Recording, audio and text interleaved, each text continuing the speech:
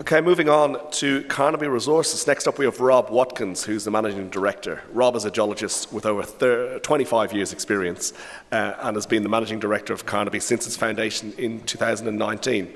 What you won't see on his website or bio is that in his spare time, Rob enjoys camping with his family down in the great southern region of WA. So please welcome Rob to the stage. Thanks, Paul. And thanks to Diggers too for inviting Carnaby again to speak this year.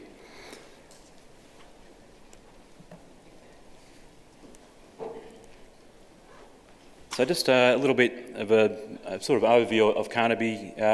We do think we're in the process of uncovering a major copper-gold system in northwest Queensland. We've had 3 significant discoveries in the last 2 years. We're close to world-class jurisdiction. We're in copper, and obviously copper is, if you're looking for a copper project in Australia, everyone wants a copper project in Australia. We certainly think we've got one of the better what will become a development project. We're on track to deliver a maiden resource at the end of this quarter. We'll talk a little bit about that. And we have drilled, we've got 40,000 metres of drilling that we're well into this year, and this is going towards the maiden resource. So in terms of a corporate overview, you can see we've got tight shares on issue, only 163 million shares on issue. We have got 27 million in the bank. And a very, very tight register. The top 20 have been really solid since 2019. Board of Management and also Oz Minerals were obviously big backers of us before they got taken over by BHP. In terms of broker coverage, we've got Petra, Macquarie and Euroz, and I'd point to their research notes to get some sort of flavour on the potential for the resource.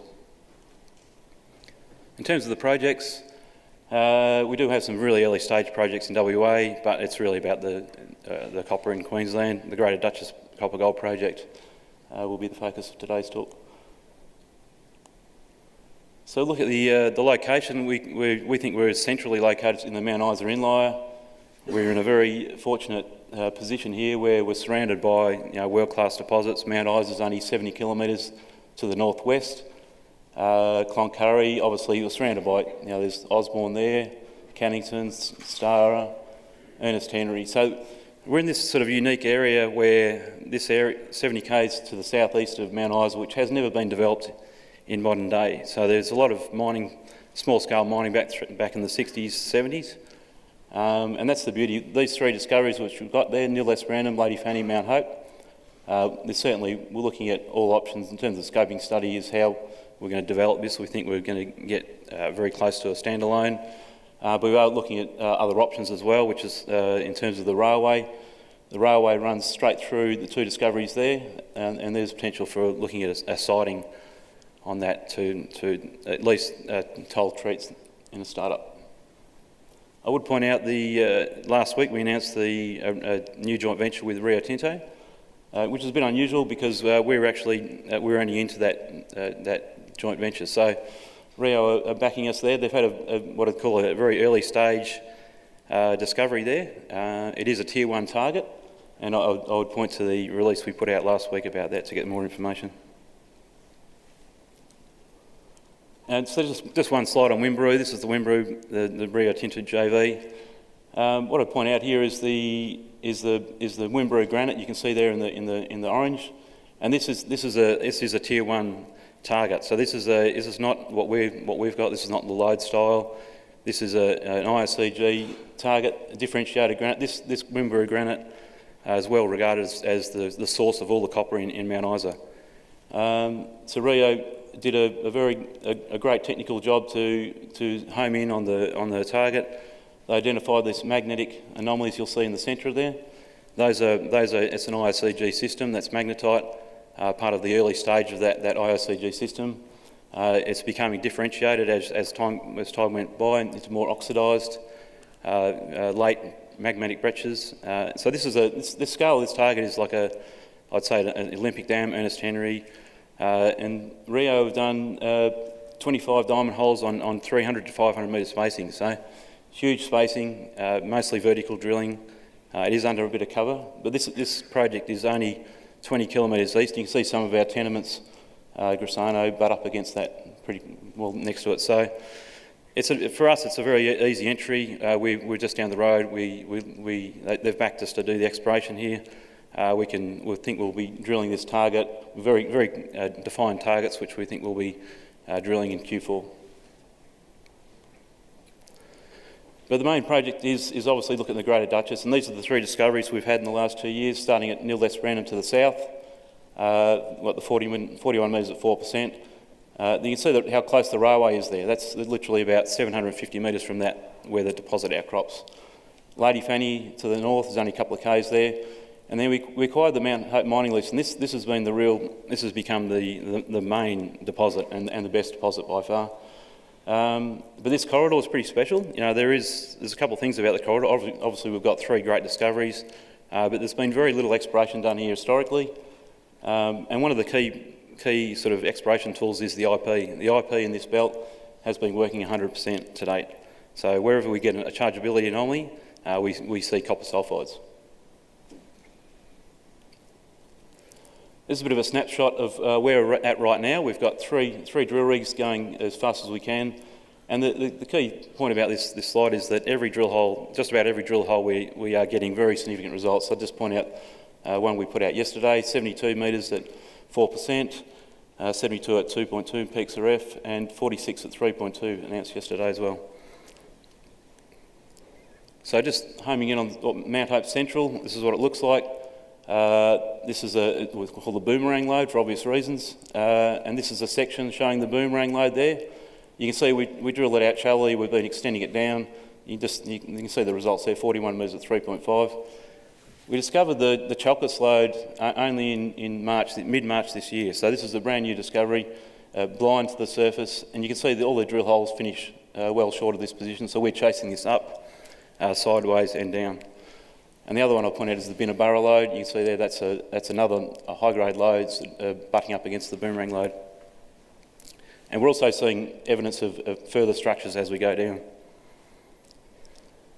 There's the long section. It's pretty easy to see how open this is. I'll probably suggest that the interim resource that we will get out, obviously we'll continue to drill this. We might probably have to do an update to that, because when you get results like that, over approximately 200 metre strike length, and that's just the one. That's the boomerang lode. So this is the Chalcos lode. Again, this was discovered only in mid-March this year. We literally have a handful of results from there, but there's the discovery hole, 36 metres at 4%. Result we put out yesterday, 46 metres at 3.2, 137 metres at 1.5. This mineralisation. I should point out about the mineralisation. It's hosted in a quartzite. That quartzite is mineralised the whole way. It's not patchy.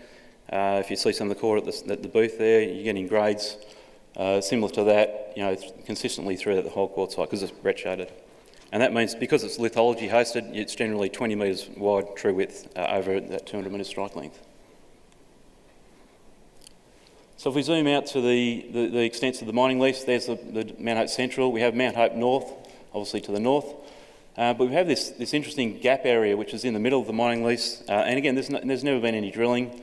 All this drilling is our drilling, and the one we put out yesterday was this IP anomaly. This is the strongest IP anomaly we've yet uncovered in the whole district. We had a gap target here, which we had an IP anomaly here. We drilled on that section there, but we now think that that's a halo. With the IP, you tend to get a halo to the mineralisation. This is certainly looking like a core, major focus. So we'll be drilling that as early as next week. And this is the first time we put out a 3D image of Mount Hope. You can see there's the boomerang lode, there's the Chalcos lode, and then there's the new footwall lode again. And what it looks like is these are sort of transposed quartzites stepping down as you go. There's Mount Hope North. And here's the new IP anomaly in the middle.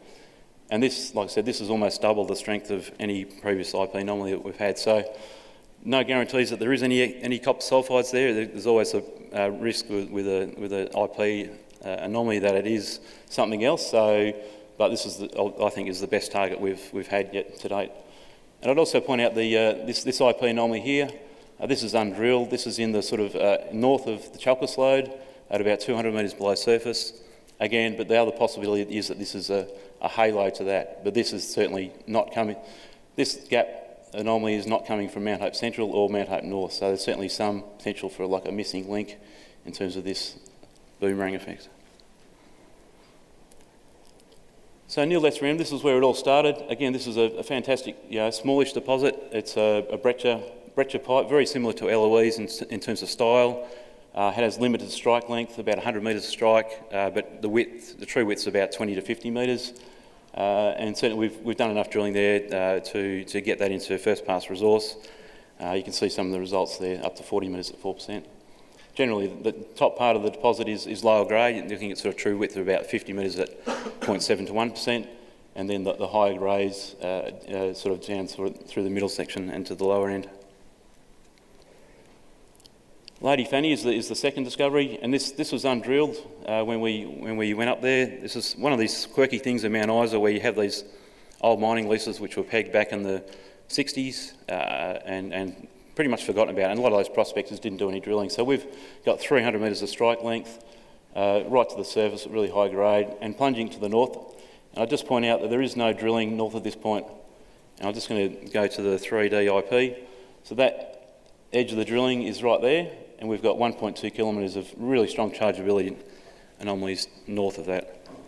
And when you look at Neil Less Brown, that's Neil Less Brown, and again, it lights up like a Christmas tree with the IP, but again, you've got to be careful about knowing the understanding the geology, the orientation, and this is what I mean when you get this sort of halo. It's like a light globe effect. If light bulbs the ore body, then the glow off that is the IP anomaly. So it doesn't mean if you drill an IP halo that you should stop if you haven't explained that anomaly.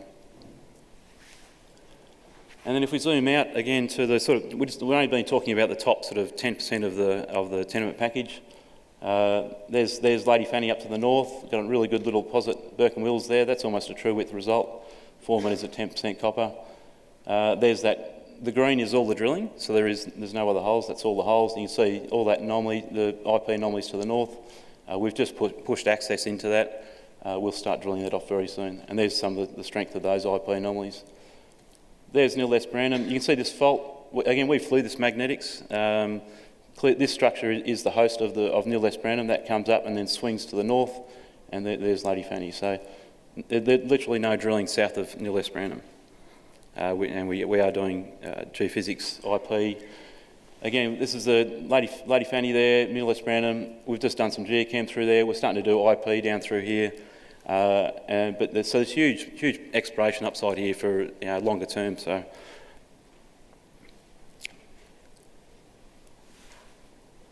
And then if we zoom out to the whole tenement package, I'd point out we've only been talking about Mount Hope, Lady Fanny, Neil Less Branham. We pegged all this ground as soon as we discovered Neil Less Branham. This is over 100 metres of ISCG corridor, which has effectively never been explored, and which is hard to believe. We're in Mount Isa, which is supposed to be a brownfields district, but for whatever reason, everyone focused on this sort of central corridor through here, and the likes of MIM. We're flying a 19,000 line kilometre aeromagnetic survey as we speak, and this is a huge potential for longer term. So, in terms of metallurgy, you couldn't get better scoping study metallurgy results than that. We think there is nothing else. This is a representation of the ores. All the ores are really high recoveries. Looking at a very coarse grind, 150 micron potentially, and certainly probably the most important thing is the cleanness of the concentrate. So there is no arsenic, lead. Some of these uranium, for example, a lot of these concentrates. They obviously when they're blending up at Glencore or wherever, this is going to be a premium product that they'll be able to blend with other ores. And I think that's about it. Sorry. Thank you very much, Rob. I had a quick question. Sorry, folks. Quick question. Sorry. Is there any plans to drill holes in the Pilbara? The Pilbara? No, not at this stage. I can see why. 100% focused on the copper at this stage. Yeah. And then from me, timing to first resource? For the first maiden resource, end of this quarter. End of this quarter, great. Folks, please thank Rob Watkins.